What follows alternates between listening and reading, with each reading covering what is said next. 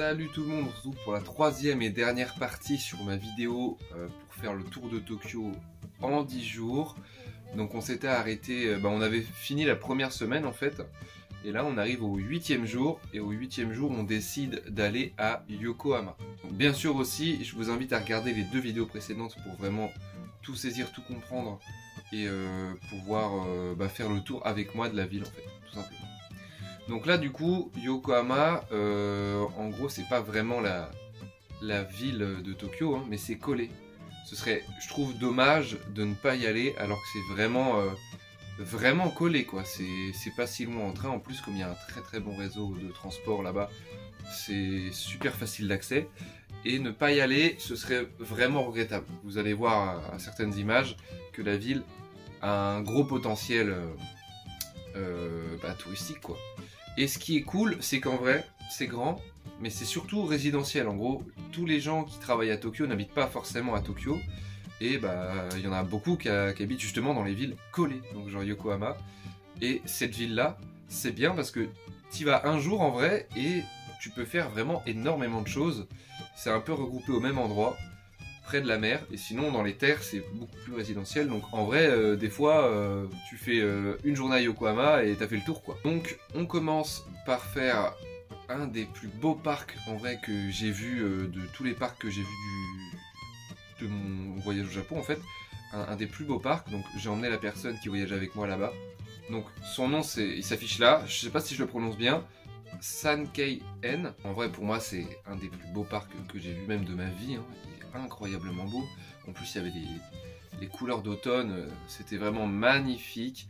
Le parc, en gros, l'histoire du truc, c'est que c'était un homme d'affaires japonais qui a décidé de monter, en fait, de faire un homme d'affaires. Vraiment, rien à voir avec un paysagiste ou un truc comme ça. Hein, qui a décidé de créer un parc en ramenant plein de petits bâtiments, plein de trucs un peu traditionnels concentrés dans un même parc. Donc là, je vous affiche carrément, si vous voulez, l'histoire en quelques phrases résumées.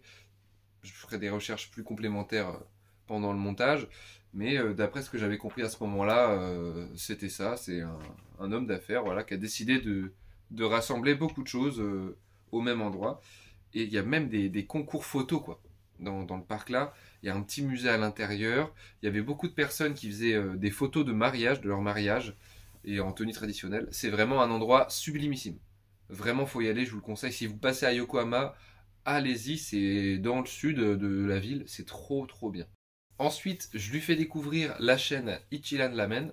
Incroyable, c'est trop bon. C'est une chaîne, hein, mais j'adore, vraiment, j'adore. C'est trop bon. Il y en a dans la plupart des grosses villes du Japon. Genre Kyoto, Osaka, il y en a. À Tokyo, il y en a plein. Il y en a un par quartier, limite, quoi. C'est trop bon. Après, bon, oui, c'est une chaîne. C'est pas des petits ramen comme ça de quartier. Mais pour lui qui connaissait pas du tout les ramen, en fait, jamais mangé, je trouve que ça peut être une bonne approche de départ. C'est bien pour découvrir, quoi, tu vois. Et puis, il n'y a pas vraiment besoin de parler. C'est vraiment un endroit où tu sais, t'as un petit box, là les images s'affichent, t'as un petit box. Bon, c'est comme pour les autres ramen, hein, tu commandes avec un petit ticket sur une sorte de borne un peu, pas du tout tactile, une borne à l'ancienne, genre à l'extérieur. Je crois que justement chez Ichiran, il y a certaines bornes qui sont tactiles, mais pas toutes.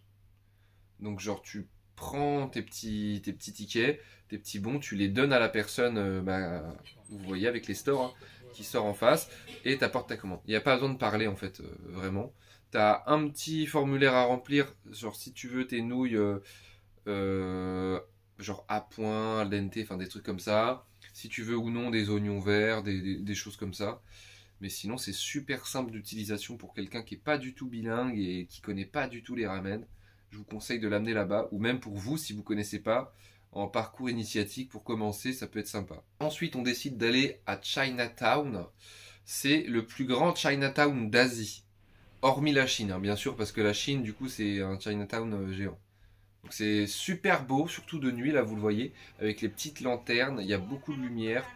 C'est vraiment un quartier, faut avoir la dalle, quoi. T'y vas pour bouffer, en fait. Enfin, c'est pas un quartier en soi, enfin, c'est grand, mais c'est pas aussi grand qu'un grand quartier, genre comme un quartier à Tokyo, tu vois. mais c'est vraiment super grand. Et il y a beaucoup de restaurants. Donc pour manger, bonne affaire, bon plan. Après on décide de se balader bien sûr le long de l'eau. Donc il y avait une petite expo Illumine Yokohama, je crois, c'est ça, avec des petits trucs lumineux. Ça peut être super sympa de se balader en fait le long de l'océan, ça peut être vraiment beau. Dans la vidéo précédente, je vous avais parlé qu'au Japon, dans toutes les grosses villes, limite, il y avait une tour. Bah là, vous voyez, il y a la tour de Yokohama. Et à l'écran, vous apercevez la fameuse skyline de Yokohama. Ce que j'appelle skyline, c'est la démarcation entre le haut des immeubles et le ciel, hein, reconnaissable vraiment. Quand tu vois une photo de ces bâtiments, de cette skyline là, tu sais que tu es à Yokohama, quoi. Pour moi, c'est un truc reconnaissable de ouf, quoi. Tu sais que tu es là. Ensuite, on continue notre petite visite de la ville, et puis on voit des trucs un petit peu chelous, genre des drones là qui volent dans le ciel. Je sais pas ce que c'était, je sais pas ce que c'était censé représenter. Même en marchant beaucoup, en changeant d'angle, bah, il n'y avait aucun dessin joli. Je sais pas s'il fallait être dans un angle précis particulier, mais on n'a pas trouvé l'angle en tout cas. Vraiment, c'était fouillis, je sais pas ce que c'était. On décide à la suite de ça d'aller vers l'entrepôt de briques rouges, là où il y avait beaucoup de petites boutiques, souvenirs un petit peu, et de restaurants. Et juste à côté, enfin presque au même endroit, il y avait une petite expo avec un marché de Noël en fait, tout simplement, hein. Avec beaucoup de queues, beaucoup de files d'attente. On n'y est pas allé parce qu'il faut payer l'entrée pour avoir le droit de rentrer et payer des trucs, tu vois. Donc on s'est dit non. Non, non. Et puis à l'extérieur, il y avait des petits rennes en LED, en petite déco lumineuse. On a pu prendre quelques photos, c'était super convivial, c'était sympathique. En vrai, ça faisait vraiment ambiance Noël, hein. Genre j'ai l'impression que là, entre Tokyo et Yokohama, Noël, ça se voit que c'est Noël, quoi. Il y a du budget, les villes mettent du budget dans les décorations. Il y a vraiment des événements, des petits trucs. Ça faisait plaisir, en fait. Tu sens que c'est festif. On se dirige ensuite vers un centre commercial avec, comme vous le voyez, des UFO catchers. Il y avait la boutique Namco. Il y avait des petites machines d'arcade. Enfin, vraiment un grand centre commercial. Il y avait une boutique éphémère One Piece.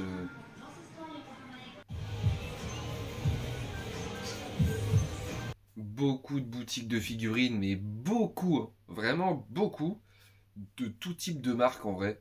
C'était vraiment le paradis. J'ai failli craquer mon slip. Bon, j'ai craqué mon slip, hein, j'ai dû lâcher 200 balles là-dedans. Mais c'est le genre de lieu piège, quoi. Quand t'es fan un peu, faut éviter d'y aller. On a profité de l'occasion d'avoir vu des bornes d'arcade Mario Kart pour réitérer l'expérience. Et là, j'ai réussi à filmer vraiment une partie complète. Donc, je vous l'affiche pas en entier, non plus. Mais beaucoup d'extraits en filmant l'écran. Genre, je jouais à une main et je filmais, quoi, tu vois. Donc, je vous mets pas mal d'images. En vrai, ça va peut-être être un peu long, mais vous pourrez voir à quoi ressemble une partie sur Mario Kart Arcade.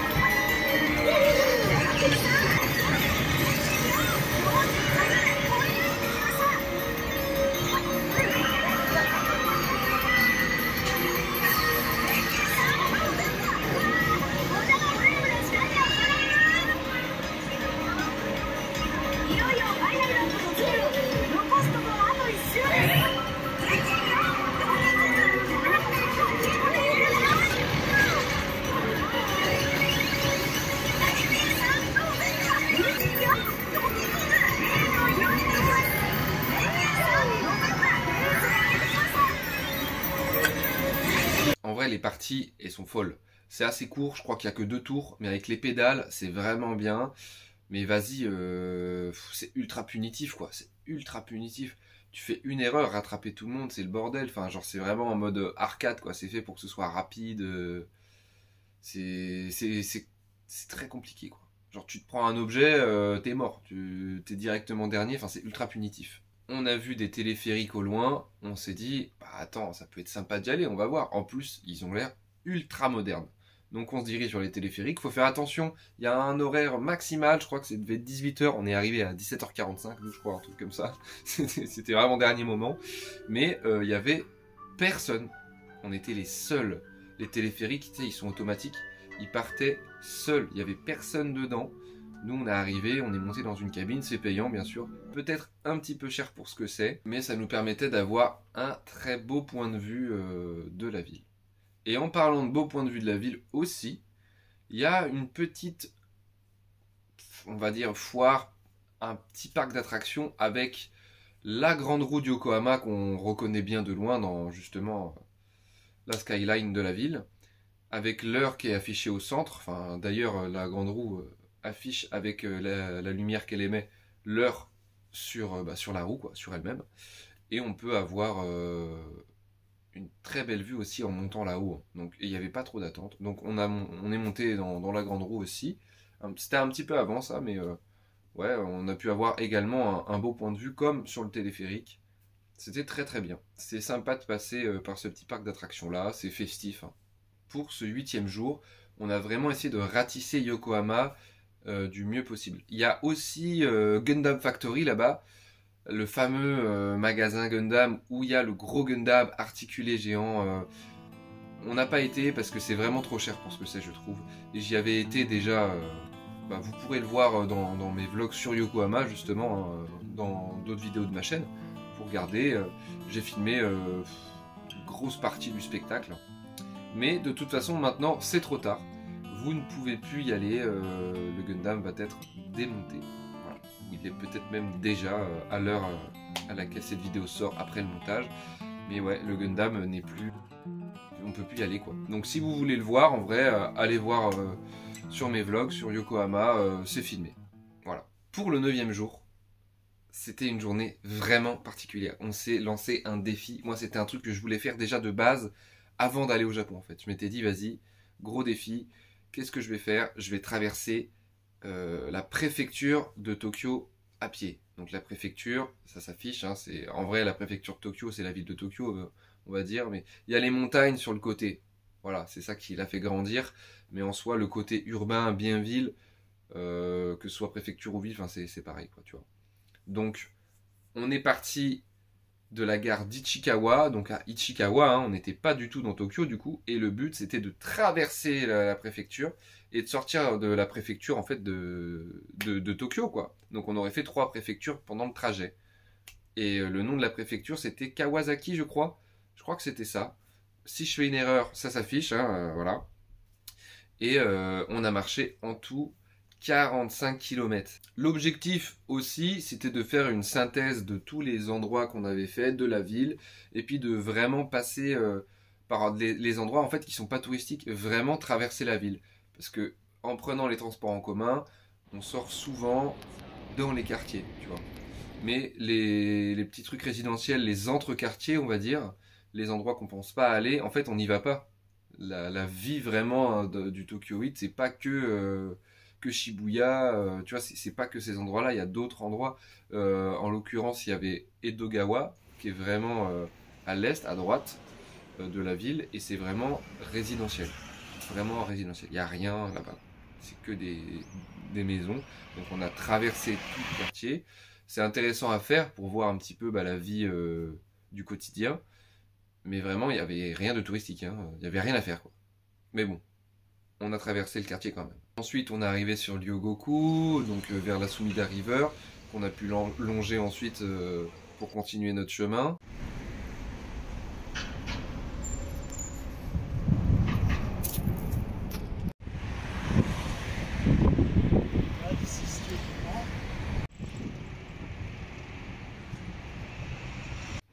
On arrive à à Chiyoda, où il y avait la gare de Tokyo, la fameuse gare centrale que je vous disais, la gare à Shinkansen, à côté des jardins de l'empereur.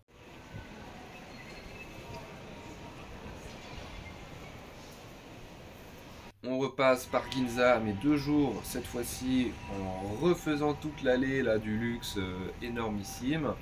On s'arrête bien sûr manger. Et maintenant, la personne qui m'accompagne était piquée par les ramen de Ichiran Ramen. On retourne là-bas manger. Voilà une autre vidéo de bouffe.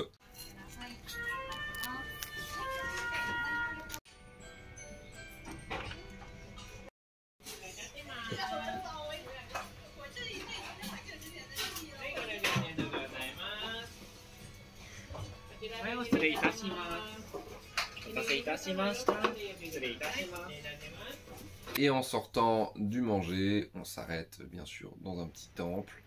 Voilà, ça mange pas de pain, ça fait plaisir, un peu de tradition dans nos vies. Et on se dirige vers Shibuya. Donc là, voilà, le chemin pour le moment est très résidentiel, pas du tout Shibuya, mais pourtant Shibuya, je vous assure, était à 200 mètres. Hein. Ça choque en fait, c'est d'un coup, t'y arrives en fait.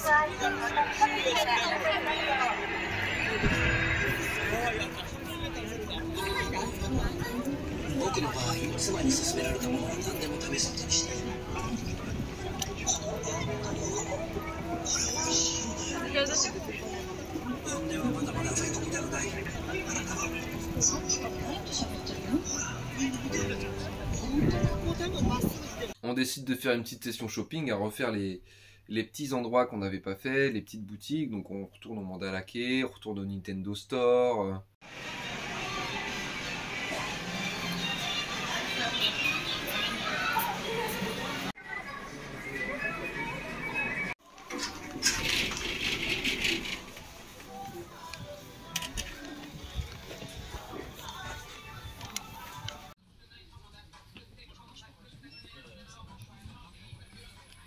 On se fait un book-off aussi, enfin on fait vraiment du shopping. On était à mi-parcours, on avait dû marcher une bonne vingtaine de kilomètres, en vrai entre 20 et 25 je pense. Et d'ailleurs il faudrait que je vous reparle du book-off, parce que vraiment le book-off c'est pas cher, mais vraiment pas cher.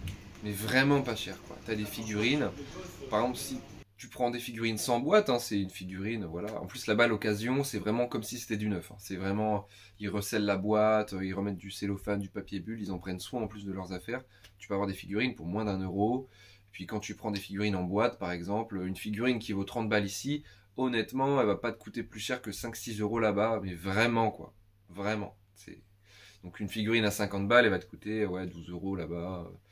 C'est vraiment une très très bonne affaire. Je crois que j'en avais déjà parlé, mais je referai de toute façon une vidéo sur les bonnes affaires à faire au Japon en fait. Les boutiques à aller, même mon top des meilleurs quartiers. Enfin, je pourrais faire un...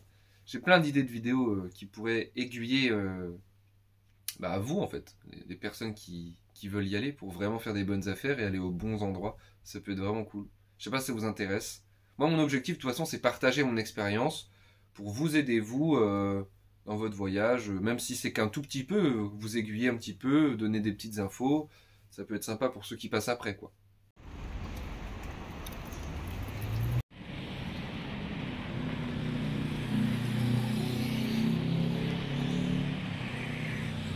En continuant notre chemin, on décide de s'arrêter manger dans un KFC.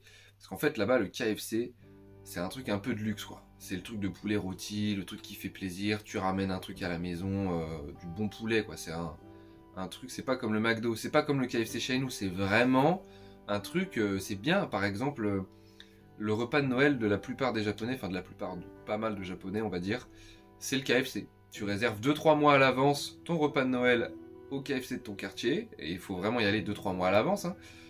Et tu choisis, j'ai pris des papiers, je vais peut-être les retrouver là.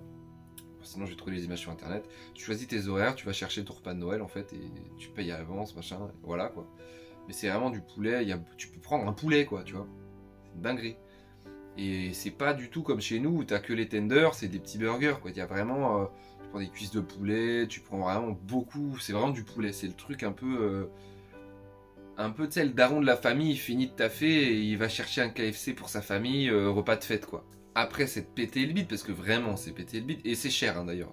Le McDo, tout ça, c'est pas trop cher, vraiment. Et c'est moins bon, vraiment, qu'en France, je trouve. Mais le KFC, c'est vraiment cher. C'est le truc, c'est le prix d'un resto, hein, français, tu vois. C'est beaucoup plus cher de manger au KFC, mais vraiment de ouf. 3-4 fois plus cher que d'aller manger dans un ramen, tu vois. Mais vraiment, c'est un truc de ouf. Le KFC, des fois, tu te pètes le bide, tu payes 30 euros. Le ramen, 7 euros, tu l'as, t'as même le riz avec, quoi. Et pour finir notre marche, bien sûr, comme je l'avais dit dans une vidéo FAQ que j'avais déjà faite par le passé, on a croisé beaucoup de vélos, mais les vélos, c'est horrible, quoi, horrible. Il n'y a pas forcément de piste cyclable, ils roulent sur le trottoir, et genre tu marches, et vraiment, toutes les 10 secondes, t'as un vélo qui passe. Des fois, t'en as 5-6 à la chaîne, et des deux sens. T'as un trottoir qui est large, pas tant que ça, mais du coup, quand t'es avec quelqu'un, tu marches côte-côte, tu gênes les vélos, et t'entends tout le temps un klaxon de vélo. C'est insupportable, vraiment, je vous dis, je sais pas, des centaines de vélos qu'on a croisés sur toute la journée. C'est un truc de ouf, quoi. Déjà, tu t'arrêtes à un passage piéton, vas-y, t'as 40 vélos de chaque côté qui attendent, quoi. Vas-y, c'est la zigzag pour traverser, des fois, c'est n'importe quoi. Et là, on arrive enfin au dernier pont, le pont qui marque vraiment la fin de la préfecture de Tokyo, la délimitation en fait de la préfecture.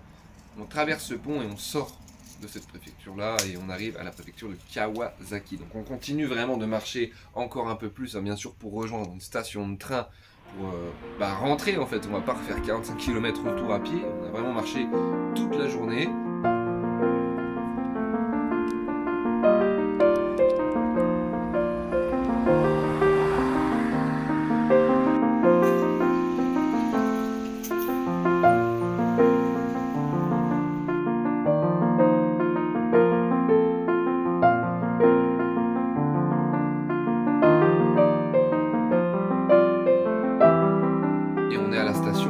Nakanishima pour rentrer. Donc vous voyez vraiment le trajet. Là, j'avais activé mon GPS, ma localisation. On voit vraiment tout le trajet de la journée à pied. Ça s'affiche. Et c'était vraiment éprouvant à la fin. Je vous dis, j'avais mal aux pieds. Pour le jour 9, je pense que c'était bien assez suffisant. Le jour est fini, on est rentré se coucher. Donc c'était vraiment une synthèse. On a traversé la ville, quoi. On a fait beaucoup de quartiers, beaucoup de boutiques. On a beaucoup voyagé. Et le 10e jour, c'était le jour où il prenait l'avion en fait. Il partait. Et on avait décidé, mais il partait tard, hein, il partait à minuit je crois, enfin il partait méga tard. On avait décidé de retourner dans l'endroit qu'il avait préféré aller en fait. Bon, pas non plus giga loin, hein. Si c'était Mont Takao, vas-y le regravir, c'était loin. Mais on a décidé d'aller à Odaiba en fait, c'était son endroit préféré. Moi en vrai je vous cache pas que dans la ville de Tokyo, je sais pas, c'est l'endroit là. Je pense à Tokyo, je pense à Odaiba. Là. Ça me fait trop kiffer, c'est trop beau. Après, il faut aimer les paysages urbains, le fait qu'il y ait la nuit, beaucoup de lumière, quartier du divertissement. Il faut aimer un petit peu les salles d'arcade, les trucs comme ça. En plus, il y a Joypolis, un parc d'attractions d'intérieur. Ça peut être vraiment cool pour toutes les personnes qui aiment, je sais pas, les magasins, les boutiques, les sorties, quoi, genre le truc entre jeunes. Si jamais tu veux voir du temple, si tu veux voir du traditionnel, faut pas y aller. Faut pas y aller. Mais si tu veux y aller en mode journée avec tes potes, quoi, full divertissement, c'est l'île du divertissement de toute façon Odaiba, je vous conseille d'y aller, hein. Donc on y est retourné et il était avec sa grosse valise, son sac à dos. Heureusement au Japon il y a des trucs super sympas dans les gares, il y a un truc qui s'appelle les lockers. Tu mets genre 500 yens, tu mets ta valise, il y avait vraiment la place de mettre la valise plus le sac à dos. et tu as un petit ticket avec un code et tu laisses ta valise dans la gare. Il y en a vraiment beaucoup, beaucoup, pas que dans les gares, mais dans toutes les gares, il y en a. Dans toutes les stations de train, métro, il y en a beaucoup.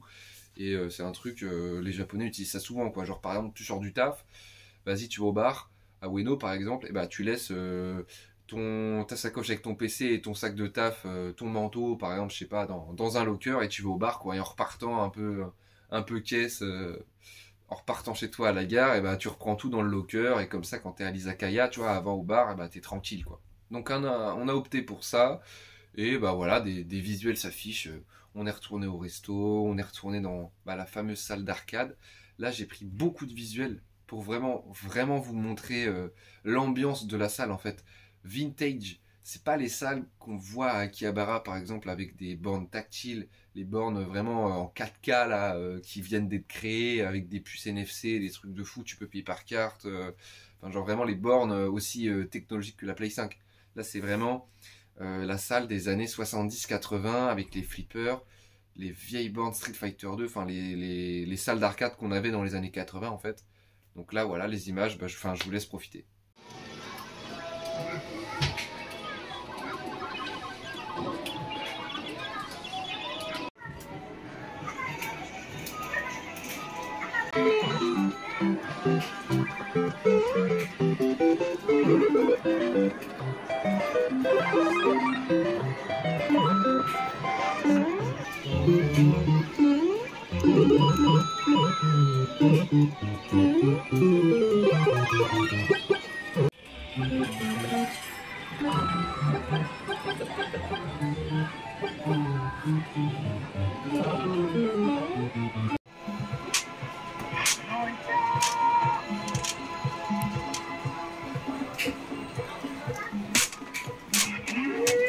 Ah non, faut faire là où c'est...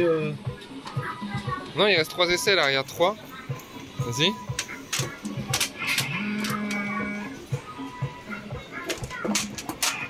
Oh putain.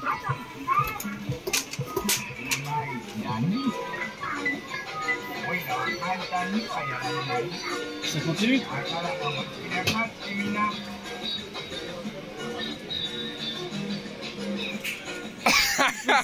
Qu'est-ce que c'est que cette merde?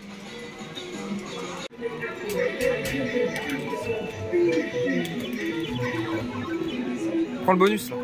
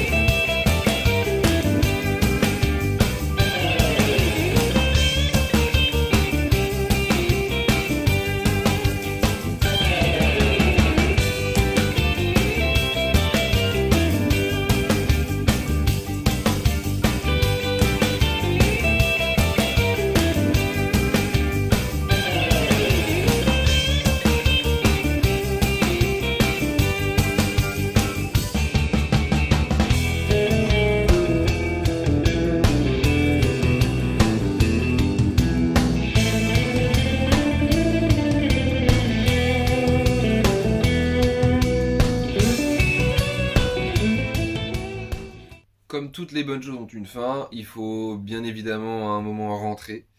Et on se dirige du coup vers l'aéroport d'Haneda. Il est arrivé à Narita, tout à l'est de Tokyo. Ça m'arrangeait parce que c'était assez proche de Funabashi. En vrai, c'était 40 minutes de train.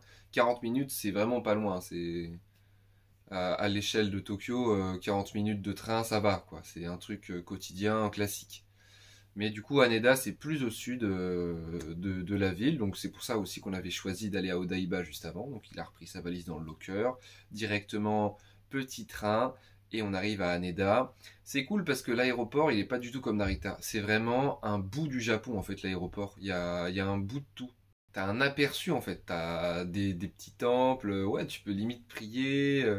T'as des ramen, t'as des petits trucs d'arcade, vraiment, bah, les visuels s'affichent, mais c'est un aperçu du Japon, enfin de Tokyo en l'occurrence. C'est une belle arrivée pour ceux qui arrivent par là, quand tu fais le tour de l'aéroport.